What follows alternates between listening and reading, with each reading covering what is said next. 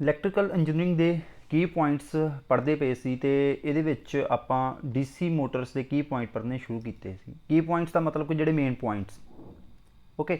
ਤੇ ਕੁਝ ਪੁਆਇੰਟਸ ਆਪਾਂ ਲਾਸਟ ਜਿਹੜਾ ਸਾਡਾ ਲੈਕਚਰ ਹੀ ਪ੍ਰੀਵੀਅਸ ਲੈਕਚਰ ਹੀ ਉਹਦੇ 'ਚ ਕਵਰ ਕੀਤੇ ਸੀ ਤੇ ਉਸ ਤੋਂ ਅੱਗੇ ਜਿਹੜੇ ਪਾਰਟ ਰਹਿ ਗਏ ਨੇ ਜਾਂ ਜਿਹੜੇ ਟੌਪਿਕ ਕਵਰ ਕਰਾਉਣ ਵਾਲੇ ਰਹਿ ਗਏ ਨੇ ਉਹ ਅੱਜ ਕਵਰ ਕਰਾਂਗੇ। ਤੇ ਸਟਾਰਟ ਕਰਦੇ ਹਾਂ ਸਭ ਤੋਂ ਪਹਿਲਾਂ ਆਪਾਂ ਸਪੀਡ ਆਫ ਆ ਡੀਸੀ ਮੋਟਰ, ਕਿ ਜਿਹੜੀ ਸਪੀਡ ਵਾ ਉਹ ਡੀਸੀ ਮੋਟਰ ਦੀ ਕਿਹਦੇ 'ਤੇ ਡਿਪੈਂਡ ਕਰਦੀ ਹੈ। ਉਸ ਤੋਂ ਬਾਅਦ ਸਪੀਡ ਕੰਟਰੋਲ ਮੈਥਡ ਵੀ ਕਵਰ ਕਰਾਂਗੇ। ਸਪੀਡ ਆਫ ਆ ਡੀਸੀ ਮੋਟਰ, ਸਪੀਡ ਆਫ ਆ ਡੀਸੀ ਮੋਟਰ, ਓਕੇ। ਸਪੀਡ ਜਿਹੜੀ ਆ ਡੀਸੀ ਮੋਟਰ ਦੀ ਕਿਹਦੇ 'ਤੇ ਡਿਪੈਂਡ ਕਰਦੀ ਹੈ। ਜਿਵੇਂ ਕਿ ਪਤਾ ਹੀ ਆ ਕਿ ਬੈਕ ਈਐਮਐਫ, ਬੈਕ ਈਐਮਐਫ ਕਿਹਦੇ ਇਕੁਅਲ ਹੁੰਦੀ ਹੈ, voltage minus IA RA, armature current and armature resistance. ਤੇ बैक ईएमएफ, ठीक है, ईबी होंगी है बैक ईएमएफ, इतने मैं लिख देना बैक ईएमएफ। तो ईबी होंगी है जे आप गल करिए जी जनरेटेड ईएमएफ में आप ईजी लिखते हैं ना, तो इस तरीके जी ईबी आ बैक ईएमएफ वो भी जनरेट होंगी है P phi N Z divided by 60 A. Clear. तो आप हुण जी ईबी की वैल्यू नूं, ठीक है, आह वाली ईबी की वैल्यू नूं इस ईबी दे विच पुट कर देंगे तो साडे कोल की आ जाएगा P number of poles phi Z N लिख लो या एन जैड लिख लो, कुछ भी लिख लो, 60 A is equal to V minus I A R A. Clear.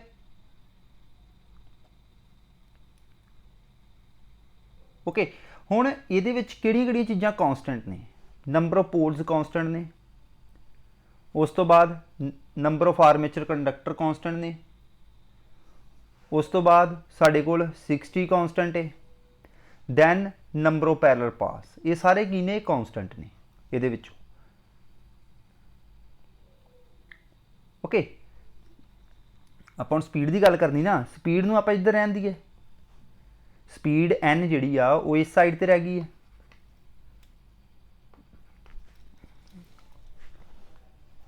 Speed N is equal to 60 A, okay, 60 A V minus, क्योंकि उधर जाके मल्टीप्लाई हो गया, I A R A divided by, divide कितना करांगे इनू, एन उधर रह गया, ये आ जाएगा पी फाई तो जैड, ठीक है, एन उधर रह गया। हुण इहदे विचों जैड पी तो 60 तो ए की ने कॉन्सटेंट ने, इनू आपां की पुट कर देंगे के दे इक्वल, ठीक है, के इज इक्वल टू के की एक कॉन्सटेंट है 60 ए डिवाइडेड बाय पी जैड, क्योंकि नंबर ऑफ पोल्स एक बार जिहड़े मशीन नूं डिज़ाइन करता नंबर ऑफ पोल्स उही रहने आ, नंबर ऑफ पोल्स नहीं चेंज होंदे। क्लीयर। फिर ये किहदे इक्वल आ जाएगा के V minus I A R A divided by phi. Clear. Okay. हुण वी माइनस ए किहदे इक्वल हुंदा, ईबी दे, V minus I A R A किहदे इक्वल वा, ईबी दे, बैक ईएमएफ दे इक्वल वा। तो इनू आप इस तरह लिख सकते हैं EB divided by phi. Clear. EB divided by phi पता चल गया ना कि किस तरह इनू आप ड्राइव किया।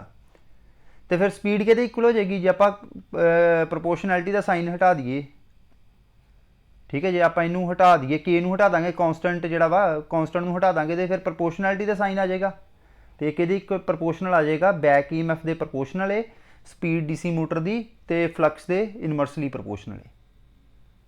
इसका मतलब की होया कि जेकर बैक ईएमएफ वधदी आ तो स्पीड भी वधेगी, जे बैक ईएमएफ घटदी आ तो स्पीड भी घटेगी। इस तरीके नाल जे फ्लक्स वधदी आ स्पीड वधेगी, फ्लक्स घटदी आ तो स्पीड वधेगी, फ्लक्स वधदी आ तो स्पीड घटेगी। ओके। इनू आप लिखांगे in a DC motor DC motor, speed is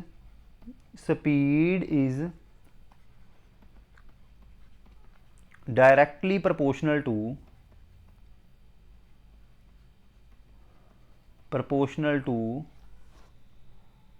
back EMF,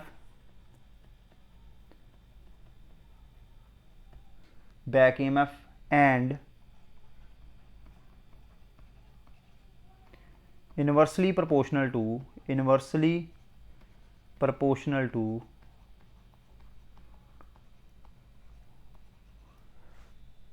flux per pole phi, inversely proportional to flux per pole phi। Clear?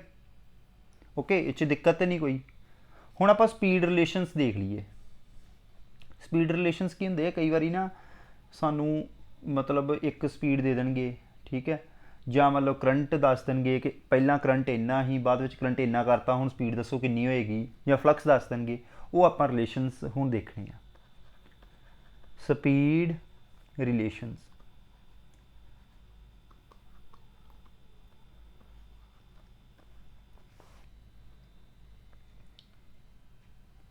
Okay. Speed relations दे विच की होएगा कि जिद्दां मान लो एक स्पीड सानू दित्ती है, ठीक है, इनिशियल स्पीड हैगी है साढ़े कोल, ते आपां फाइनल स्पीड। इनिशियल स्पीड का मतलब कि 1500 RPM दित्ती हुई आ, वो कहणगे 1400 RPM जे आपां कर दईए स्पीड नूं, ओहदी बैक EMF किन्नी रह जाएगी या फ्लक्स किन्नी रह जाएगी, उस, ठीक है, उस ਉਹਦੇ अकॉर्डिंगली आपां चीज़ां कढनियां ने, ठीक है। तो जिहड़ी एक स्पीड दित्ती हुई आ, जिद्दां N1 लिखता वा, वो इनिशियल होएगी जिहड़ी सानू गिवन होएगी कि आ चीज़ करनी है। तो N2 भी हो सकता सानू गिवन होवे ते कह देण कि ये बैक EMF किन्नी है, ठीक है। तुहानू दस दिना वा, जिद्दां हुण मान लो N1 EB1 divided bye flux 1, ठीक है। फ्लक्स 1 का मतलब की आ, जो फ्लक्स की वैल्यू 1 ही ਜਾਂ फ्लक्स की कोई भी वैल्यू है, तो पहली स्पीड मान लो, पहली स्पीड के उत्ते इहदी वैल्यू कोई होर होएगी, तो दूसरी स्पीड के उत्ते की कहणगे सानू कि बैक EMF की वैल्यू सानू गिवन है, मान लो कह देणगे फ्लक्स की वैल्यू किन्नी है, φ2 फाइंड कर दो। ओके, ਇਹਦਾ ਆਪਾਂ रिलेशन वेखना है की हुंदा है आपस ਦੇ ਵਿੱਚ, ਇਹਦਾ ਆਪਾਂ रिलेशन फाइंड करना है। कई बार कह ਦਿੰਦੇ ਆ जी प्रैक्टिकली फ्लक्स ਜਿਹੜੀ है दोनों केसिस ਦੇ ਵਿੱਚ कॉन्सटेंट है, स्पीड फिर भी घट गई है, तो बैक EMF की वैल्यू ਨੂੰ कैलकुलेट करके दस दो, ठीक है। एक ही आ जाएगा N1 divided by N2, N1 divided by N2, EB1 divided by EB2 multiply by φ2 divided by φ1। बस सिंपली आप इनू बटे च लिख लिया ही, वो करके अब साढ़े को ये इक्वेशन जी आ गई है। ओके, तो जे आप शंट मोटर की गल की करिए, फॉर शंट मोटर, ठीक है। शंट मोटर के दसिया कि फ्लक्स जी होंगी प्रैक्टिकली कॉन्सटेंट होंगी है, flux practically remains constant, practically remains constant, okay. Flux ने कॉन्सटेंट रहना, so that φ1 is equal to φ2, मतलब की है कि एक दूजे के इक्वल हो जाएंगे, सेम वैल्यू रहनी है, वो वैल्यू चेंज नहीं होनी, वो कली बैक EMF ही चेंज होएगी। फिर की आ जाएगा N1 divided by N2 is equal to EB1 divided by EB2 into φ1 divided by φ1। हुण मैं φ1 किद्दां लिखता इहदी जगह ते, क्योंकि एक दूजे की इक्वल वा, सो मैं φ2 की जगह ते φ1 लिखता, कैंसल, इनू कैंसल करता आपां, ओके। तो साढ़े कोल की आ जाएगा N1 divided by N2 is equal to EB1 divided by EB2।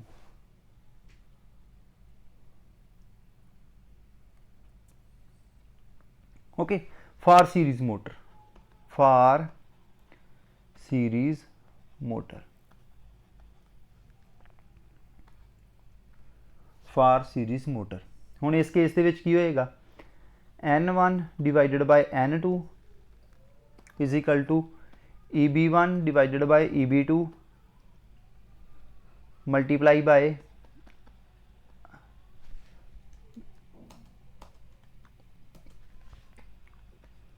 phi2 divided by phi1। ਹੁਣ ਤੁਹਾਨੂੰ ਦੱਸਿਆ ਹੀ ਕਿ ਜਿਹੜੀ ਫਲਕਸ ਹੁੰਦੀ ਹੈ, ਕਿਉਂਕਿ ਸੀਰੀਜ਼ ਮੋਟਰ ਦੇ ਵਿੱਚ ਕੀ ਹੁੰਦਾ, ਆਰਮੇਚਰ ਦੇ ਸੀਰੀਜ਼ ਦੇ ਵਿੱਚ ਆਪਾਂ ਸੀਰੀਜ਼ ਵਾਈਂਡਿੰਗ ਨੂੰ ਲਗਾਇਆ ਹੁੰਦਾ ਹੈ, ਆਰਮੇਚਰ ਦੇ ਸੀਰੀਜ਼ ਦੇ ਵਿੱਚ ਹੀ ਫੀਲਡ ਵਾਈਂਡਿੰਗ ਜਿਹੜੀ ਲੱਗੀ ਹੁੰਦੀ ਹੈ। ਇਸ ਕਰਕੇ ਜਿਹੜੀ ਫਾਈ ਦੀ ਵੈਲਿਊ ਹੋਏਗੀ, ਫਲਕਸ ਦੀ ਵੈਲਿਊ ਹੋਏਗੀ ਡਾਇਰੈਕਟਲੀ ਪ੍ਰੋਪੋਰਸ਼ਨਲ ਹੋਏਗੀ आई ए ਦੇ, ਠੀਕ ਹੈ, ਆਰਮੇਚਰ ਕਰੰਟ ਦੇ। ਸੋ ਆਪਾਂ ਫਲਕਸ ਦੀ ਜਗ੍ਹਾ ਤੇ ਫਿਰ ਇੱਥੇ IA ਵੀ ਲਿਖ ਸਕਦੇ ਹਾਂ, ठीक है। N1 divided by N2 is equal to EB1 divided by EB2 multiply by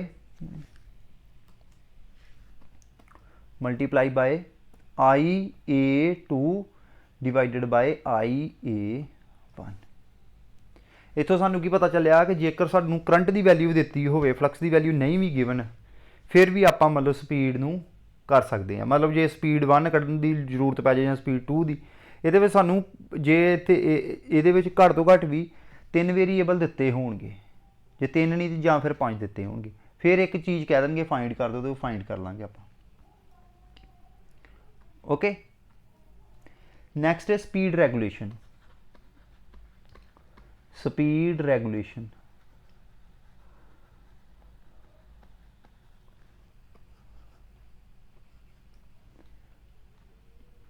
speed regulation okay, percentage speed regulation is equal to no load speed, NL का मतलब होंगे no load speed, minus full load speed divided by full load speed. FL का मतलब होंगे full load, ठीक है। NL का मतलब होंगे नो लोड, जो लोड कोई भी नहीं मोटर ते पिया होया, नो लोड, ठीक है। FL का मतलब होंगे फुल लोड, जो आप पूरा लोड पाया होया मोटर के उपर, full load. Okay, multiply by 100।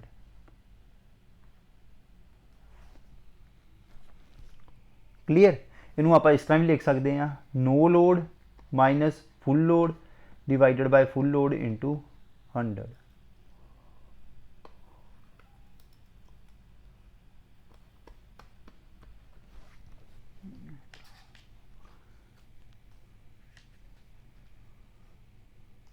Clear,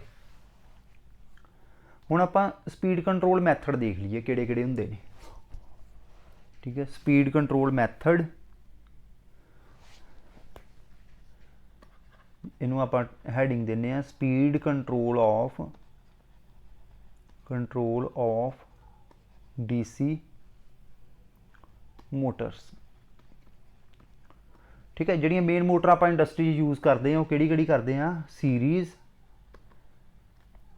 and shunt, किहड़ी करते हैं, सीरीज़ एंड शंट। हुण गल करिए शंट की, जेकर बैक EMF नूं आपां घटाउंदे पे हैं, हुण जिहड़ी बैक EMF आ वो किते डिपेंड करेगी,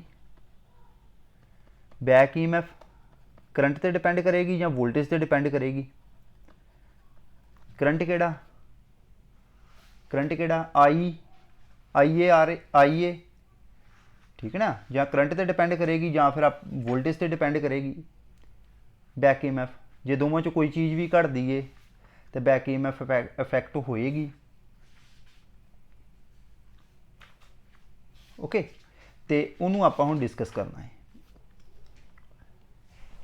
सब तो पहले आप स्पीड कंट्रोल पढ़ते हैं DC शंट मोटर का, speed control of shunt motor, speed control of shunt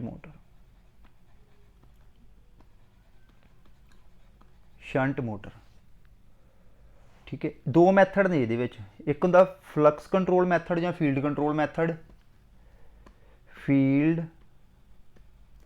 control method ਉਹੀ ਆਪਾਂ ਕੁਐਸਚਨ ਦੇ ਹਿਸਾਬ ਨਾਲ ਇਹਨੂੰ ਕੈਲਕੂਲੇਟ ਕਰ ਦੇਣਾ ਜਾਂ ਮਤਲਬ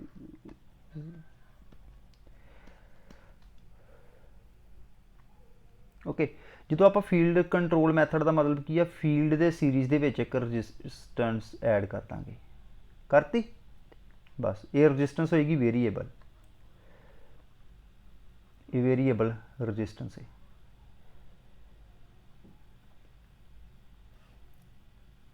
क्लीयर ਇਹਦਾ ਮਤਲਬ ਕੀ ਹੋਇਆ ਕਿ ਜਦੋਂ ਆਪਾਂ ਫੀਲਡ ਕਿਉਂਕਿ ਜਿਹੜੀ ਸਪੀਡ ਵਾ ਉਹ ਇਨਵਰਸਲੀ ਪ੍ਰੋਪੋਰਸ਼ਨਲ ਹੈਗੀ ਆ ਫੀਲਡ ਦੇ ਇਨਵਰਸਲੀ ਪ੍ਰੋਪੋਰਸ਼ਨਲ ਆ ਫੀਲਡ ਦੇ ਜੇ ਫੀਲਡ ਘਟਿਆ ਤੇ ਸਪੀਡ ਵਧੇਗੀ ਇਸ ਕਰਕੇ ਜਿਹੜਾ ਫੀਲਡ ਕੰਟਰੋਲ ਮੈਥਡ ਹੁੰਦਾ ਵਾ ਉਹ ਆਪਾਂ ਯੂਜ਼ ਕਰਦੇ ਆ ਕਦੋਂ ਅਪਲਾਈ ਕਰਦੇ ਆ ਅਬਵ ਰੇਟਡ ਸਪੀਡ ਜੇਕਰ ਸਾਨੂੰ ਸਪੀਡ ਚਾਹੀਦੀ ਆ ਅਬਵ ਰੇਟਡ ਸਪੀਡ ਚਾਹੀਦੀ ਆ ਮਤਲਬ ਰੇਟਡ ਜੋ ਸਪੀਡ ਹੋਵੇ ਰੇਟਡ ਜੇ ਮੰਨ ਲਓ 1500 ਆ ਜੇ 1500 ਤੋਂ ਉੱਪਰ ਚਾਹੀਦੀ ਆ ਤੇ ਫਿਰ ਆਪਾਂ ਫੀਲਡ ਕੰਟਰੋਲ ਮੈਥਡ ਨੂੰ ਯੂਜ਼ ਕਰਾਂਗੇ ਨੈਕਸਟ ਹੈਗਾ armature control method armature control method armature control method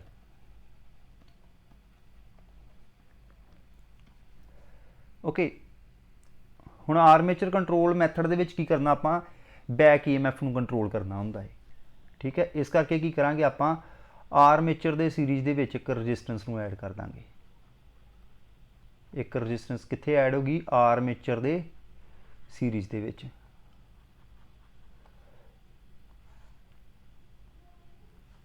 okay clear ਇਹ ਵੇਰੀਏਬਲ ਰੈਜ਼ਿਸਟੈਂਸ ਐਡ ਕਰਤੀ ਇਹਨੂੰ ਨਾਮ ਦੇ ਦਿੱਤਾ ਆਪਾਂ ਆਰ ਦਾ ਇਹ ਕੀ ਹੈ ਆਰ ਏ ਇਹ 'ਚ ਜਿਹੜੀ ਈਐਮਐਫ ਪੈਦਾ ਹੋਈ ਉਹ ਕਿਹੜੀ ਹੈ back EMF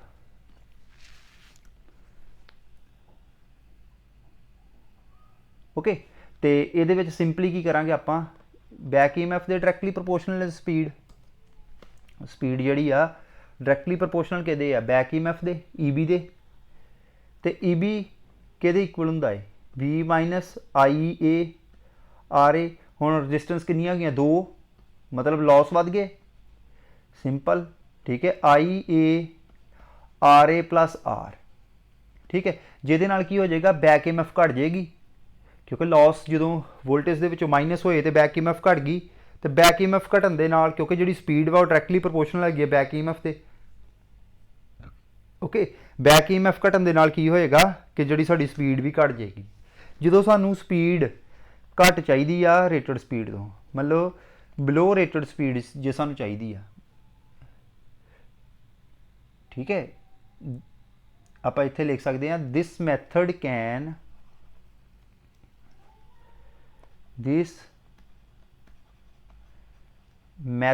can only provide speeds below only provides speed below the normal speed below the normal or rated speed normal or rated speed okay उत्थे आपां की अप्लाई करांगे आर्मेचर कंट्रोल मैथड इस तरीके नाल डीसी सीरीज मोटर का भी same ही आ उत्थे भी तुसीं इदां ही कर सकते जे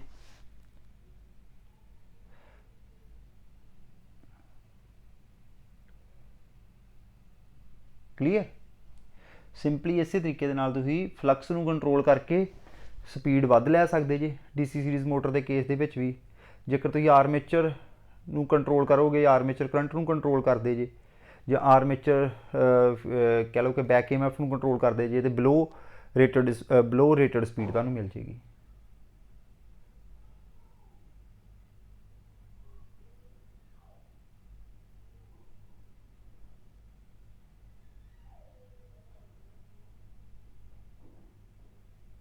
क्लीयर इस कोई प्रॉब्लम तो नहीं है सिंपल ही है नैक्सट की है speed control of DC series Motors. Okay, ਇਹਦੇ ਵਿੱਚ ਵੀ ਉਸੇ ਤਰੀਕੇ ਦੇ ਨਾਲ ਹੀ ਆ। ਇੱਕ ਫਲਕਸ ਕੰਟਰੋਲ ਮੈਥਡ ਹੈ ਜਿਹਨੂੰ ਆਪਾਂ ਫੀਲਡ ਕੰਟਰੋਲ ਮੈਥਡ ਵੀ ਆਖਦੇ ਆ। ਫੀਲਡ ਕੰਟਰੋਲ ਮੈਥਡ ਹੈ। ਓਕੇ, ਤੇ ਇੱਕ ਕੀ ਹੈ ਸਾਡੇ ਕੋਲ ਆਰਮੇਚਰ कंट्रोल मैथड है जहाँ, ठीक है, आर्मेचर कंट्रोल मैथड, ठीक है। हुण इहदे विच भी आपां किसी भी तरीके दे नाल जे मान लो बिलो रेटेड स्पीड चाहिदी आ ते आपां फील्ड नूं वीक करना है। फील्ड नूं किदां वीक करांगे? सपोज करो कि आ मोटर है डीसी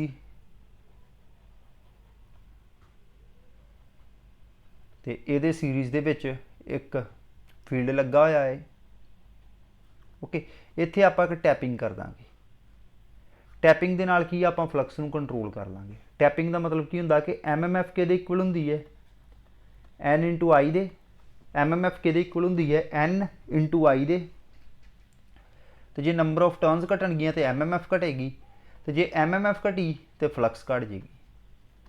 जे फ्लक्स घट गई तो स्पीड जिहड़ी आ वो इनक्रीज हो जाएगी। क्लीयर? इस तरीके दे नाल आपां स्पीड नूं कंट्रोल कर सकते हैं।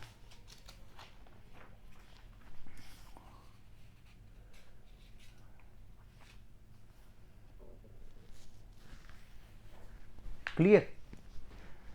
नैक्सट है नसैसिटी ऑफ स्टार्टर, कि स्टार्टर की जरूरत क्यों है डीसी मोटर दे विच। नसैसिटी ऑफ स्टार्टर,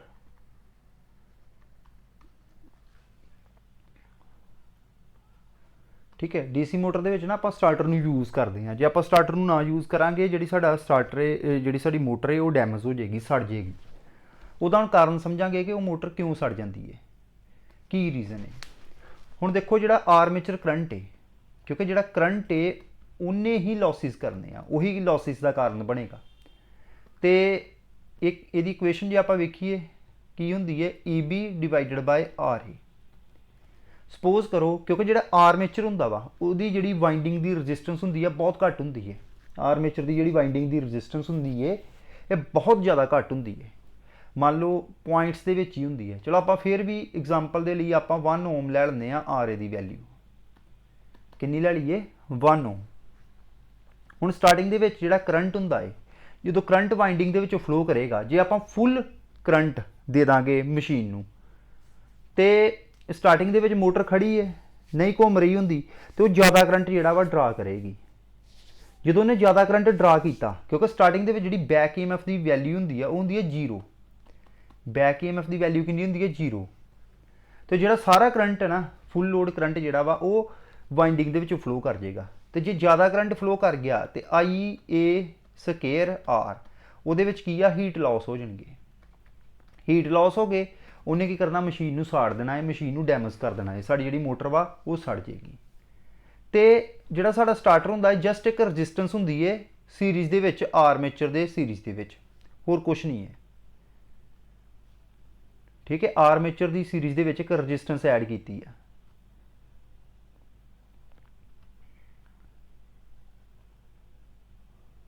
ओके, एक रजिस्टेंस ऐड की है। तो स्टार्टिंग दे विच आपां की करते हैं, एक एडिशनल रजिस्टेंस होंदी है जिहड़ी की करती है। हुण फॉर एग्जांपल आपां इत्थे गल कीती जावे, बी की वैल्यू हैगी है 200 तो EB की वैल्यू हैगी 0 तो RA की वैल्यू कितनी है? 1। तो I की वैल्यू कैलकुलेट करिए। I की वैल्यू नूं जे आपां कैलकुलेट करिए तो कितनी वैल्यू आ जाएगी? IA की 200 माइनस 0 डिवाइडेड बाय 1, ये कितनी वैल्यू आ गई? 200 एम्पीयर। 200 एम्पीयर का मतलब की हो गया कि जे आप इसका स्क्वेयर कर लीए, ठीक है, लॉस कड्ढण दे लई, इंटू 1 रजिस्टेंस की वैल्यू इत्थे कितनी है? RA की वैल्यू 1 है तो कितना आ जाएगा? लगभग ये वैल्यू आ जाएगी 40,000 इंटू 1, मतलब 40,000 वाट लॉसिस हो जाएंगे। तो जिहदे करके की होएगा? मशीन साड़ी सड़ जाएगी। स्टार्टिंग ਦੇ ਵਿੱਚ बैक EMF ਦੀ वैल्यू ਕਿੰਨੀ ਹੁੰਦੀ ਹੈ 0। फिर ਆਪਾਂ ਕੀ ਕਰਦੇ ਕਿ ਰजिस्टेंस सीरीज़ ਦੇ ਵਿੱਚ ऐड कर ਦਿੰਦੇ ਆ। मान लो इस रजिस्टेंस की वैल्यू हैगी है लगभग 199 ओम। ठीक है, किन्नी है जी हूँ आप ए वाली आर ऐड की है, यदी वैल्यू किन्नी है 199 ओम। ओके, आइए 200 माइनस 0 डिवाइडेड बाय 1 प्लस 199, ये कितना हो गया 200 बटा 200। स्टार्टिंग के फिर करंट कितना फ्लो किया वाइंडिंग के विचों, कितना फ्लो करेगा 1 एम्पीयर। जो 1 एम्पीयर करंट फ्लो किया वो की है मोटर ने घूमना स्टार्ट कर देना है। तो जो मोटर घूमी तो जोड़े आर्मेचर के कंडक्टर ने उन्होंने फील्ड के नाल कट करना है, तो वो एक EMF पैदा हो जानी है, उन्होंने की कहते हैं बैक EMF। तो आप की करना रजिस्टेंस को हौली हौली कटद्या जीरो कर देना है एंड के उत्ते। तो फॉर एग्जाम्पल बैक EMF की वैल्यू हुण बन गई है साढ़े कोल 0 तो 195 हो गई है। ठीक है, तो फिर साढ़े को आएगा आप रजिस्टेंस भावें 0 कर भी देवांगे 195। ठीक है, 195 बटा 1, किन्ने करंट फिर लेगी मशीन साड़ी 5 एम्पीयर। तो नसैसिटी की होगी स्टार्टर की कि स्टार्टिंग के विच बैक EMF की वैल्यू 0 होंगी है, इस करके आप आर्मेचर के सीरीज़ के विच एक रजिस्टेंस मतलब लगा देंगे आ, तो वो रजिस्टेंस की करती है स्टार्टिंग करंट को लिमिट कर देंगी है। लिमिट ही करता ना, कितने 200 एम्पीयर लैन दी बैक EMF 0 ही जो, तो कितने बाद में 1 एम्पीयर लेना उन्हें शुरू करता। तो जो मशीन एक बारी स्पीड में पिक कर लेंदी है, तो फिर वो बैक EMF जी पैदा हो जाती है। तो उस तो बाद आप की करते हैं रजिस्टेंस को आप डिसकनैक्ट कर देंगे उस सर्किट के विचों, तो फिर सारा करंट जोड़ा वा वो फ्लो करना शुरू हो जाता है मोटर के विचों, क्योंकि हुण बैक EMF बन गई है। इस करके किसी भी तरीके का जोड़ा वा मशीन नूं खराब होने या सड़न का खतरा जोड़ा खत्म हो जाता है। इस करके आप स्टार्टर नूं यूज़ करते हैं। ओके, क्लीयर है, कोई दिक्कत नहीं है ये, सिंपल है, कोई खास गल तो करवाई नहीं ये मैं, सिंपल सिंपल चीज़ां करते पे आप।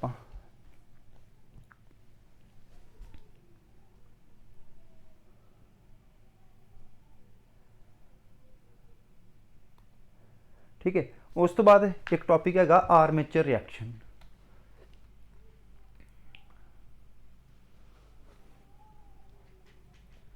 Armature reaction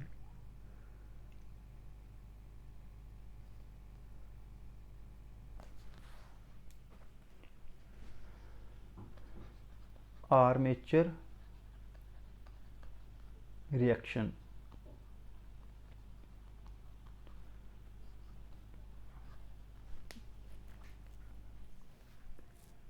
okay, armature reaction की होंदी है the effect of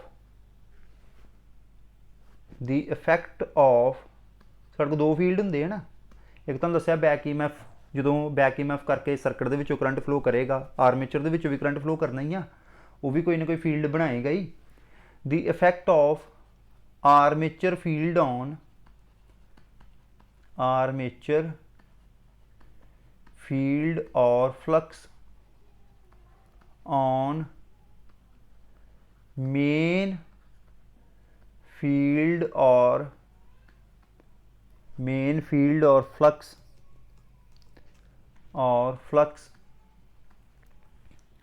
is called armature reaction,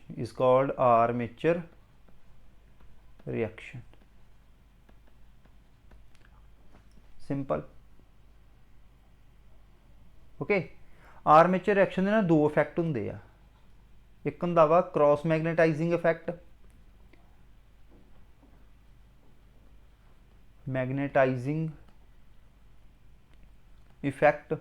जोड़ा क्रॉस मैगनेटाइजिंग इफैक्ट होंदा वा, ये जोड़ा साडा मेन फील्ड है ठीक है, उन्होंने डिस्टॉर्ट कर दिंदा है। की करता है, उन्होंने डिस्टॉर्ट कर देगा। ठीक है, दूजा इफैक्ट की है डीमैगनेटाइजिंग इफैक्ट। पहला किहड़ा है क्रॉस मैगनेटाइजिंग इफैक्ट, दूसरा की है डीमैगनेटाइजिंग इफैक्ट। ठीक है, डीमैगनेटाइजिंग इफैक्ट की करता है, मेन फील्ड की स्ट्रैंथ नूं वीक कर दिंदा है। It weakens the main field, it weakens the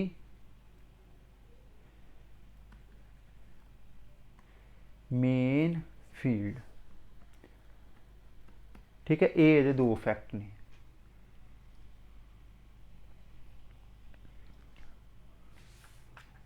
okay, clear. Next है लॉसिज। डीसी मोटर के किहड़े लॉस होणगे? Losses in a DC motor, losses in a DC motor. ठीक है, जिहड़े डीसी जनरेटर के लॉस ने उही इहदे विच ही लॉस ने। ओके, किहड़े किहड़े? Copper loss,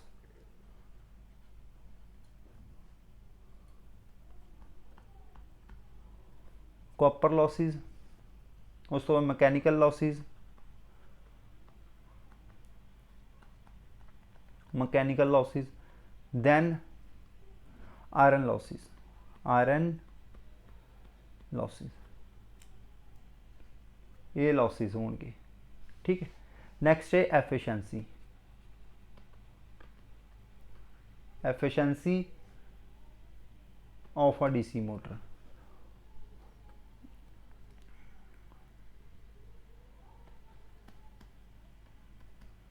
DC motor. ठीक है, एफिशिएंसी हुंदी आ, एफिशिएंसी किहदे इक्वल हुंदी आ? Output to the input, output to the input. Okay, तो जे आप इन परसेंटेज के कन्वर्ट करना हो तो 100 के नाल इनू मल्टीप्लाई करा देंगे। क्लीयर। होप सो तुहानू इस लैक्चर के काफ़ी कुछ सीखने को मिल गया होगा। Thank you.